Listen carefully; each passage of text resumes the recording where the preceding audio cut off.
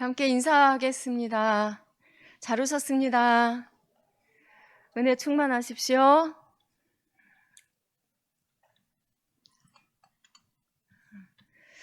오늘은 먼저 좀 예화를 먼저 좀 시작하도록 하겠습니다. 예화로. 며칠 전에 극동방송에서 흘러나오는 이야기를 제가 들었어요. 마른 막대기 같은 목사님이 있었습니다. 기도도 안 하고 말씀 준비도 대충 하면서 성도들을 대할 때는 차가운 눈빛으로, 웃음 없는 얼굴로, 퉁명스러운 말투로 마치 당신들이 나보다 뭐 잘난 게 있어 라는 그런 무시하는 듯한 태도를 일관되게 갖고 있는 목사님이어서 마른 막대기 같은 목사님이라고 했습니다. 그로 인해서요, 이 목사님은 한 교회에서 오래 있지를 못했어요.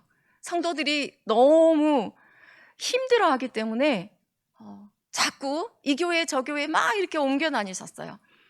그런데 또 어디에 마른 막대기 같은 교회가 있었답니다. 자기들끼리 늘 싸우고요. 목사님이 새로 오시면 목사님 말씀을 하나님 말씀으로 듣고 하는 게 아니라 판단을 해요. 늘 목사님 말씀을 판단하면서 이게 잘못됐어, 뭐가 잘못됐어, 이게 마음에 안 들어.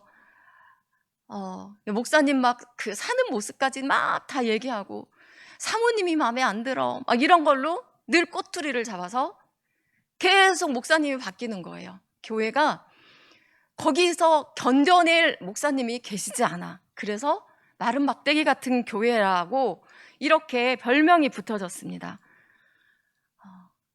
그런데 어느 날 이 마른 막대기 같은 목사님이 노 회장님께 전화를 했어요.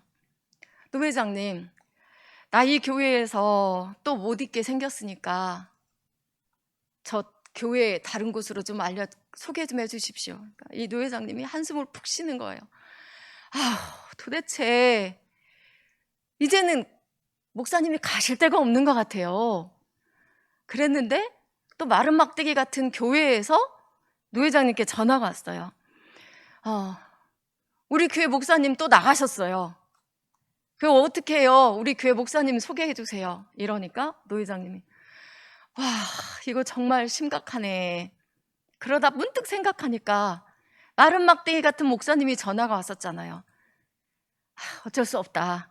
이 목사님을 그 교회로 보내야겠다. 여기서 소개를 했어요. 그러면서 이 노 회장님이 아주 그냥 딱 못을 박는 거예요.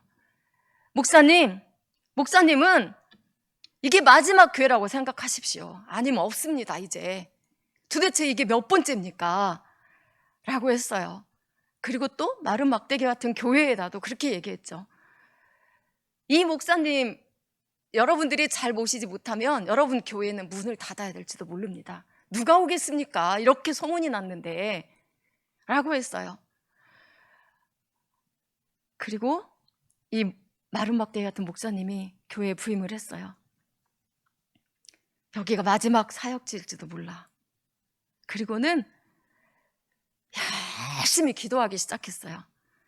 열심히 기도하면서 하나님, 네, 여기가 마지막 사역지일지 모르는데 이제는 제가 여기 있어야겠습니다. 그러면서 열심히 말씀 준비를 했어요. 그러다 보니까 성령이 충만해지시는 거예요. 성령이 충만해지니까 지금까지 그렇게 무시하고 봤던 성도들이 이제는 그 교회, 또 마른 막대기 같은 교회 성도들이잖아요. 목사님 꼬투리만 잡았던 교회. 근데 너무 사랑스러워 보이는 거예요. 저들이 내가 선포하는 말씀을 먹고 믿음이 자라야 하는 양들이구나. 이러면서 이제 드디어 주님의 마음으로 그들을 바라보기 시작했어요. 이 마른 막대기 같은 교회 성도들은 어쩌면 이 목사님이 가시면 우리 교회 이제 진짜 목사님 안 오실지 몰라. 우리는 기도하자, 기도해. 그리고는 막 함께 모여서 기도하기 시작했어요. 기도하면서 목사님 말씀을 들으니까 지금까지는 판단만 하고 막 그랬던 말씀이 이제 너무나 막 은혜스럽게 들려지는 거예요. 물론 목사님도 너무나 열심히 준비하시죠. 성령 충만해서 막. 그러면서 이 성도들이 막 자라기 시작했어요. 성령 충만해지기 시작했어요. 그래서 성령 충만해진 교회 목사님들이, 아니 성도들이 목사님을 바라보니 목사님이 너무나 사랑스러운 거예요.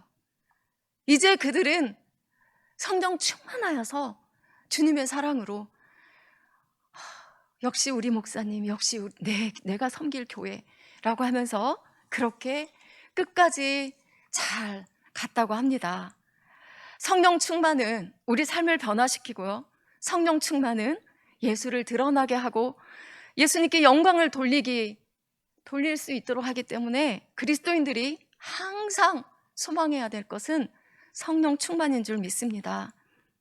오늘 본문을 우리가 읽은 대로 먼저 요한의 세례부터 잠시 이야기하려고 합니다.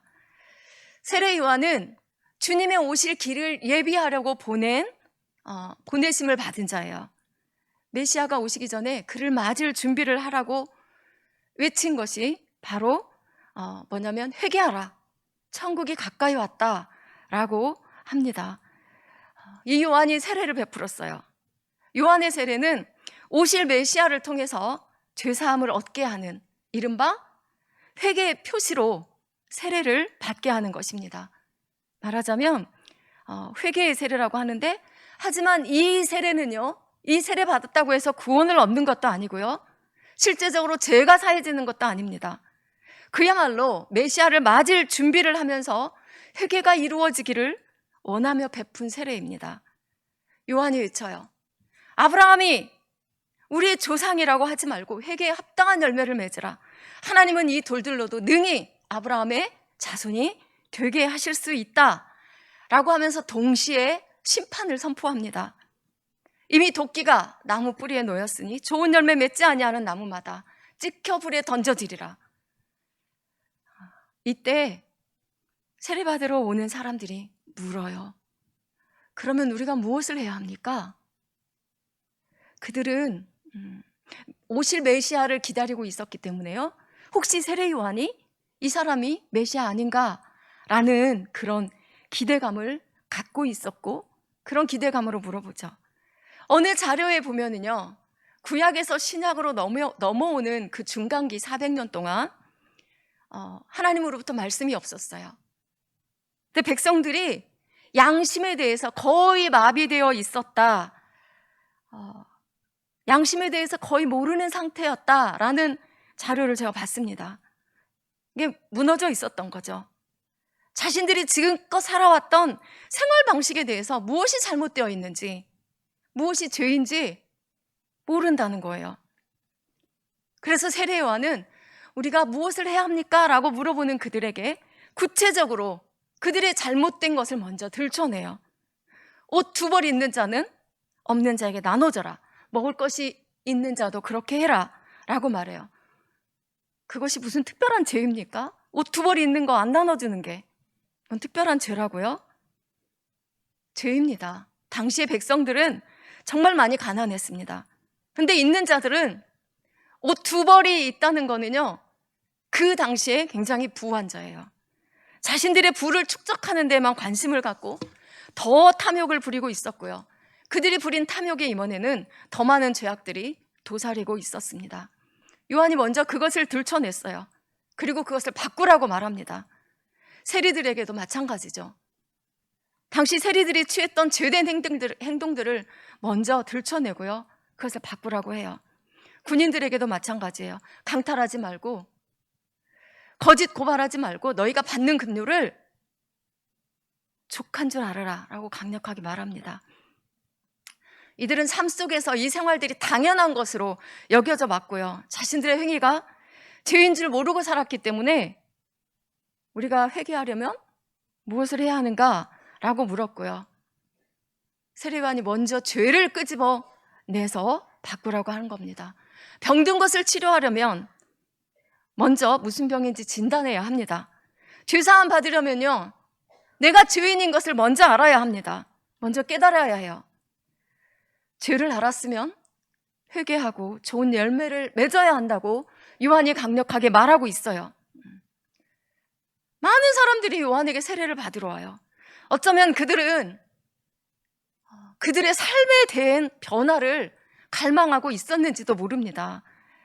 사회 전반적인 이 부패함에 진저리를 내면서 속히 메시아가 와서 우리를 구원해 주기를 기다리고 있었을지도 모릅니다. 그러나 알다시피요, 이 사람들은 요한이 베푼 요한의 세례를 통해서 회개에 합당한 열매를 맺을 수 있는 것이 아닙니다. 물론 제사함을 받을 수 있는 것도 아니고요, 그들의 삶을 변화시킬 수 있는 능력이 요한의 세례에 있는 것도 아니에요. 사도행전 18장에서 성경이 아볼로를 소개합니다. 그는 언변이 좋고 성경에 능통한 자였다라고 소개하면서 그가 주의 도를 열심히 배워서 에베소에서 예수에 관한 것을 자세히 말하며 가르쳤다고 합니다. 그러나 그는 요한의 세례만 알 뿐이더라, 이렇게 기록하고 있어요. 나중에 브리스가와 아굴라가 이 아볼로의 설교를 듣는데 십자가의 복음에는 아닌 거예요. 십자가의 복음을 제대로 선포하지 못하고 있는 것을 보았어요. 그리고는 브리스길라와 아굴라가 불렀어요. 자기 집으로 데리고 가서 아볼로에게 십자가의 복음에 대해서 더 자세히 가르쳐요. 근데 이 아볼로가 참 겸손한 사람이었던가 봐요.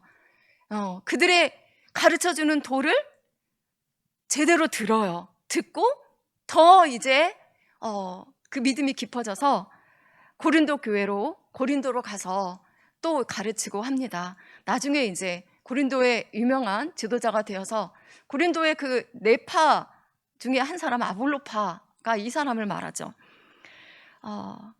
에베소에서 가르치던 아볼로가 고린도로 가고 난 다음에 바울이 에베소로 왔어요. 그리고 나서 아볼로가 가르쳤던 제자들을 만났어요. 근데 바울이 그들에게 물어봐요. 성령을 받았느냐? 라고 물어보는데 이 사람들은 아니에요. 우리는 성령이 있다는 것도 못 들어봤어요. 이렇게 대답을 합니다. 바울이 물어봐요. 당신들은 무슨 세례를 받았습니까? 요한의 세례입니다. 그렇군요. 근데 요한이 세례를 베풀 때 백성들에게 이렇게 말했지 않나요? 내 뒤에 오시는 이를 믿으라고. 그 내 뒤에 오시는 이가 바로 예수입니다 라고 하면서 예수 그리스도에 대해서 가르치고 말하자 이들이 예수의 이름으로 세례를 받습니다. 바울이 그들에게 안수하고 성령이 임하셔서 그들이 방언도 하고 예언도 하게 됩니다. 주 예수님의 이름으로 세례받는 건 지극히 당연합니다.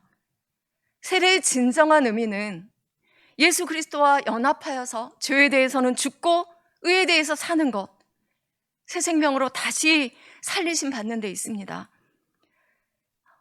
지금 아볼로에게서 배움받은 사람들의 이야기를 한 이유는요, 요한의 세례로는 참 복음 안에서 이룰 수 있는 죄사함도 온전한 회개의 열매도 맺을 수 없다는 것입니다. 성경에 그런 얘기는 안 나왔잖아요?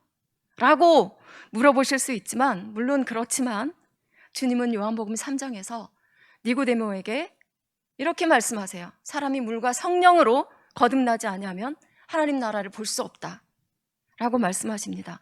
거듭남 없이는 하나님 나라를 볼 수 없고, 거듭남은 성령으로 나야 거듭날 수 있다고 하십니다.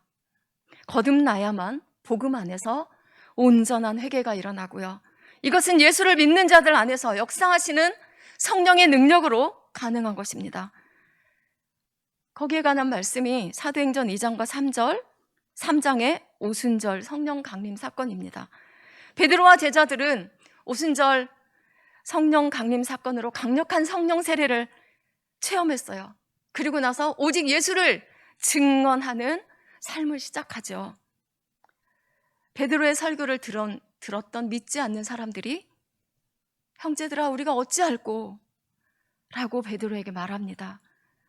함께 읽겠습니다. 함께 읽습니다. 시작. 너희가 회개하여 각각 예수 그리스도의 이름으로 세례를 받고 죄사함을 받으라. 그리하면 성령의 선물을 받으리니. 아멘. 그 말을 듣고 3,000명의 사람들이 세례를 받았어요. 그 뒤에 세례 받았다라고 한 뒤에 나오는 말씀들은 그들이 성령 안에서 어떻게 살았는지를 쭉 기록하고 있습니다. 베드로와 요한이 성전 미문에 앉은 뱅이를 예수 그리스도의 이름으로 일어나 걷게 했죠. 그 일어나 걷게 한 것을 인하여서 사람들이 놀라서 베드로와 요한에게 이게 도대체 무슨 일이냐라고 하면서 설명해 줄 것을 요구해요. 그때 베드로가 설교합니다. 다시 읽겠습니다. 시작. 너희가 죽인 생명의 주, 그러나 부활하신 예수 그리스도의 이름으로 이 사람이 나음을 입었다. 그러므로 너희가 회개하고 돌이켜 너희 죄 없이 함을 받으라. 이같이 하면 새롭게 되는 날이 주 앞으로부터 이를 것이다. 아멘. 진정으로 회개하고 돌이켜 죄사함을 받을 수 있는 길은 오직 예수의 이름밖에 없고요. 이것을 성령으로 인쳐야 한다고 베드로가 설교합니다. 성령 세례를 받고 성령으로 충만한 베드로의 설교에 3,000명, 5,000명이 죽게 돌아옵니다. 세례 요한이 이렇게 말했죠. 우리 다시 읽어볼까요? 누가복음 3장 16절입니다. 시작. 나는 물로 너희에게 세례를 베풀거니와 나보다 능력이 많으신 이가 오시나니 나는 그의 신발끈을 풀기도 감당하지 못하겠노라. 그는 성령과 불로 너희에게 세례를 베푸실 것이요. 아멘. 세례 요한이 말한 대로 주님도 부활하시고 승천하시기 전에 이렇게 명령하십니다. 사도행전 1장 4절 읽겠습니다. 예루살렘을 떠나지 말고 내게서 들은 바 아버지께서 약속하신 것을 기다리라. 요한은 물로 세례를 베풀었으나 너희는 몇 날이 못되어 성령으로 세례를 받으리라. 아멘. 이제 말씀 내려주시고요. 사도행전 8장에 시몬 이야기를 해보겠습니다. 빌립이 사마리아 성에 내려가 전도했어요. 그 성에 시몬이라는 마술사가 있어요. 우리 귀에 익숙한 이름이죠. 마술로 사람을 놀래게 했고요. 사람들이 그가 능력 행함을 보고 굉장히 많이 따랐어요. 그때 빌립이 그곳에 와서 예수 이름으로 귀신도 쫓아내고요. 중풍병자도 낫게 하고 병고침과 못 걷는 사람도 걷게 하는 그 놀라운 능력을 보고 많은 사람들이 빌립을 따르기 시작했어요. 그리고 빌립의 설교를 들으면서 예수 이름으로 세례를 받았습니다. 그러자 어쨌든 시몬도 세례를 받았어요. 그리고 빌립을 따라요. 근데 그가 따라다닌 것은 빌립이 행한 표적과 그 큰 능력을 보았기 때문이죠.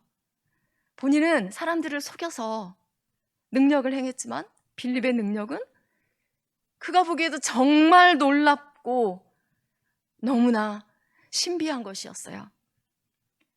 그때 예루살렘에서 베드로와 요한이 사마리아로 왔습니다.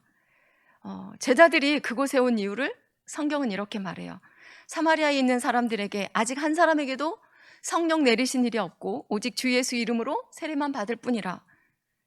그래서 베드로와 요한이 그들을 위해서 거기에 왔어요. 성령 받기를 기도했고 그들에게 안수하자 성령이 그들 위해 임하셨습니다. 이때 어리석은 시몬이 무슨 짓을 했냐면 돈을 내놔요. 그러면서 내가 돈을 줄 테니까, 돈을 이렇게 많이 줄 테니까 나도 내가 안수해서 기도하는 사람들마다 성령 받게 해주세요 라고 요청을 해요. 베드로는 너무 화가 나서 하나님의 선물을 돈 주고 살 줄 알았느냐? 너는 네 은과 함께 망할지어다. 하나님 앞에서 네 마음이 바르지 못하니 이 복음의 도에는 네가 관계될 것도 없고 너에게 분깃도 없다. 이 말은 뭔 말이냐면 너는 구원 못 받는다 그 말이죠. 분깃도 없다. 너는 이 약함을 회개하고 주께 기도해라. 혹시 사하여 주실지 모르니 라고 이렇게 말합니다.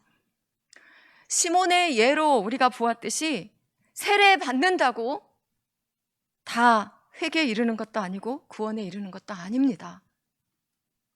세례는 세례 받는 자가 진실로 주 예수님을 구주로 영접하고 이제는 내가 사는 것이 아니요 주 예수님과 연합하여 주님의 길을 따라 살기로 고백하는 자에게 결단하도록 하고 베푸는 게 세례입니다.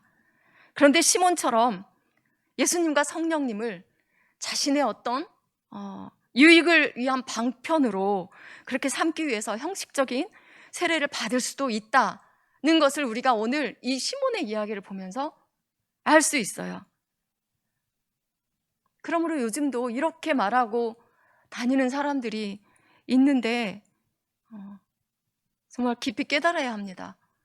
우리 가족은 다 세례 받았으니 천국은 따놓은 당상이야. 실제로 이렇게 말하는 사람을 제가 옆에서 봤기 때문에 이렇게 말합니다. 성령으로 인침받아야 합니다. 성령의 보증을 받아야 합니다. 에베소서 1장 13절과 14절을 우리 함께 읽어보겠습니다. 시작. 그 안에서 너희도 진리의 말씀 곧 너희의 구원의 복음을 듣고 그 안에서 또한 믿어 약속의 성령으로 인치심을 받았으니 이는 우리 기업의 보증이 되사 그 얻은 것을 속량하시고 그의 영광을 찬송하게 하려 하심이라. 아멘. 그 밑에 로마서 8장 16절 시작. 성령이 친히 우리의 영과 더불어 우리가 하나님의 자녀인 것을 증언하시나니. 아멘. 우리가 읽은 대로 구원의 복음을 듣고 믿어야 합니다. 다 아는 이야기죠. 구원의 복음을 듣고 믿어야 하는 건 다 아는 이야기예요. 근데 복음을 듣고 믿어서 성령의 인치심을 받아야 하고, 성령의 인치심을 받은 사람은 성령님이 자신 안에서 역사하시는 능력을 분명히 느끼고 볼 수 있어야 합니다. 성령님은 성령 받은 사람들로 하여금 이 땅에 실제로 나타나셨던 예수 그리스도, 부활하시고 통치하시는 예수 그리스도, 그리고 믿음의 주이신 그리스도께서 당신의 교회와 그리스도인 안에 인격적으로 임재하신다는 것을 알려주세요. 오늘 그것을 느껴야 합니다. 이 땅에 실제로 오셔서 십자가로 나를 구원하신 예수 그리스도를 믿음으로 고백할 때 내 안에서 죄를 보게 하시는 분도 성령님이십니다. 요한복음 16장 8절, 그가 와서 죄에 대해, 의에 대하여, 심판에 대하여 너희를 책망하시리라 라고 말씀하세요. 세례자 요한은 세례 베풀러 오는 자들에게 그들이 우리가 무엇을 하여서 회개에 합당한 열매를 맺으리이까? 라고 물었을 때 그들의 죄를 먼저 들추어냈죠. 그러나 성령님이 오셔서 각 사람 안에 거하시면 성령님은 예수 그리스도를 주로 고백하고 십자가를 바라볼 때마다 각 사람 안에서 죄를 먼저 들추어내시고 깨닫게 하십니다. 이것이 은혜입니다. 성경의 대표적인 성령 세례는 우리가 알다시피 주님이 승천하시기 전 약속하신 대로 너희가 기다리라, 몇 날이 못 돼요, 성령의 세례를 받으리라 라고 한 그 말씀대로 오순절날에 임하신 성령 강림 사건입니다. 주님은 이 성령 세례를 통하여서 성령께서 죄인들에게 죄의 유혹을 이길 힘을 주시고 그들을 깨끗하고 거룩하게 하시고 또한 인도하셔서 하나님의 살아계심을 보게 하시려는 그 목적을 갖고 계세요. 성령님은 그리스도께서 하나님의 아들이심과 동시에 유일한 구원자심이 알려지기를 원하세요. 예수 그리스도는 그를 믿는 자들에게서 사랑받고 신뢰받고 존경받고 찬양받도록 성령님은 그들 안에서 그렇게 역사하고 계십니다. 이제 마지막으로 우리 성령님의 특별하고 변함없는 사역 중에 하나를 보겠습니다. 성령님은 끊임없이 그리스도께서 우리 안에 계시다는 것을 알려주신다는 겁니다. 첫째, 성령님은 우리 안에 거하시면서 예수님과 인격적인 교제를 나누게 하세요. 예수님은 요한복음 14장에서 너희가 나를 사랑하면 나의 계명을 지키리라고 말씀하시죠. 그러시면서 아버지께서 보혜사 성령을 너희에게 주시면 진리의 영이신 성령이 너희와 함께 거하실 것이요 또 너희 속에 계실 것이라 라고 말씀하십니다. 성령님은 예수를 믿는 성도들 안에 거하시면서 진리이신 예수 그리스도의 말씀을 지키게 하실 겁니다. 말씀을 지킨다는 것은 곧 예수 그리스도를 구주로 인정하고 신뢰하고 사랑한다는 것이기 때문에 예수 그리스도와 계속적으로 인격적인 교제 안에 있음을 의미합니다. 요한복음 16장 13절은 그러나 진리의 성령이 오시면 그가 너희를 모든 진리 가운데로 인도하시리니 라고 말씀하세요. 성령님이 성도님들 안에 거하십니까? 그 증거로 우리는 계속적으로 예수 그리스도를 항상 기억하게 되고요. 말씀으로 인도되어지고 더욱 깊이 그 십자가의 은혜와 사랑에 감격하면서 주님을 사랑하는 사람으로 변화되어져 가고 있는 것을 느껴야 합니다. 그리고 느낄 것입니다. 두 번째, 그러므로 우리의 성품이 예수님을 닮아서 인격의 변화가 일어나기 시작한다는 것입니다.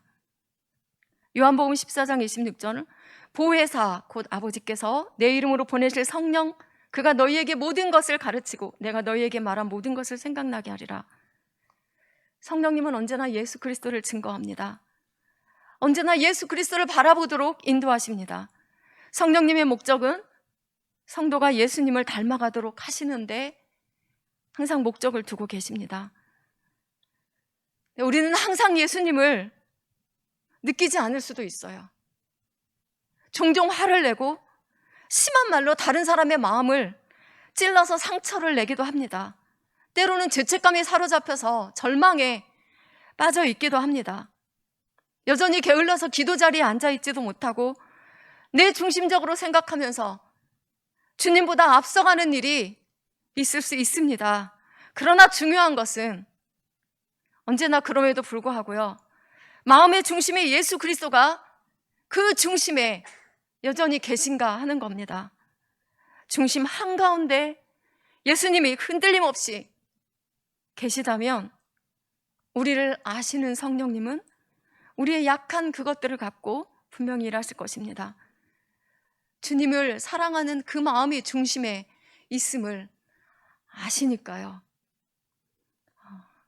그래서 성장시키시고 언젠가 내어드릴 열매 맺어가게 하실 것입니다. 그렇지만 우리는 성령 충만을 사모해야 합니다. 성령 충만해야 합니다. 구약에서 물세례를 예표하는 것이 바로 이스라엘 백성이 홍해를 건넌 사건입니다. 그들은 오직 하나님의 은혜로만 그 바다 안으로 들어가서 마른 땅으로 건넜습니다. 그 놀라운 하나님의 사랑과 능력을 경험했어도 그들은 거듭남을 경험하지 못했어요. 예수님을 만나기 전에 세례 요한의 세례를 받은 사람들 중에도 예수님을 만나지 못하고 성령 세례를 받지 못했다면 저들은 진정한 회개를 이루지 못했을 거고 죄로부터 구원을 받지 못했습니다. 종종 예수님의 이름으로 세례를 받았을지라도 시몬처럼 자신을 드러내기 위해 예수님의 이름을 이용했다면 그는 하나님의 나라의 분깃과 아무 상관도 없는 사람입니다. 우리는 예수 그리스도의 십자가의 은혜로 구원받은 것을 고백하고 그리고 성령의 세례를 받은 사람이라면 성령 충만을 사모해야 합니다. 성령 충만하면 앞에서 말씀드린 그 연약함들을 우리가 굳이 그렇게 반복하지 않아도 됩니다. 성령 충만하면 내 안에서 역사하시는 성령님의 기쁨이 전해져서 성령의 열매들이 맺혀지는 것을 스스로 느끼면서 우리도 기쁨 가운데 거할 것입니다. 제가 어느 책에서 봤어요. 성령의 열매인 사랑, 그 사랑은 우리는 누군가에게 친절하고 누군가에게 화내지 않고 누군가에게 뭔가를 베풀고 보통 이런 거 많이 하면 내 안에 성령의 열매가 있나? 라고 이렇게 생각하지만 성령이 맺으시는 그 성령의 첫 번째 열매, 사랑의 열매가 맺혀지면 그 사람은 항상 예수 그리스도와 동행함은 물론이지만 다른 사람이 잘 되어지는 것에 항상 초점을 맞춘답니다. 다른 사람이 어떤 일로 인하여 기뻐할 수 있는가를 초점을 맞추며 그를 위해서 기꺼이 자신을 내어줄 수 있는 그 일들을 하는 사람이라고 합니다. 바로 예수 그리스도의 사랑이죠. 우리를 위해서 기꺼이 당신 자신을 다 내어주신 그 사랑입니다. 성령 충만하여서 우리 안에서 성령의 열매들이, 주일날 우리 목사님께서도 몇 번 강조하셨지만 이 열매가 우리 안에 있어지기를 간절히 축원합니다. 기도하겠습니다.